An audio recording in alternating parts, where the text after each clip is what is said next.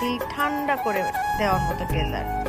আর ওর বাসা থেকে ওই যে একটা নদী দেখা যায়, খুব সুন্দর একটা ভিউ। বিকেলবেলা বাচ্চারা নিচে খেলাধুলা করে, মায়েরা গল্প করে, সবাই একসাথে। এই যে বিকেলের একটু লুক, কি যে সুন্দর, অপরূপ সৃষ্টি আমার আল্লাহ তাআলার। আলহামদুলিল্লাহ। সন্ধ্যায় সবাই বসে গেলাম নাস্তা খেতে। নাস্তাতে অনেক কিছু ছিল। তো এই যে পরাগ, ওর খুব পছন্দ দই বড়া, ও আমার দই বড়া নিয়ে মজা করে খেয়ে আমার রিভিউ দিয়েছে। সবার খুব ভালো লেগেছে, এতেই আলহামদুলিল্লাহ। ছোটোখাটো ভুল তো হবেই, সব ভুলকে ওভারকাম করে আমাদের সামনে এগিয়ে যেতে হবে।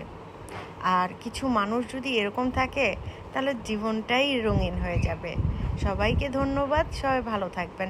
আল্লাহ হাফেজ।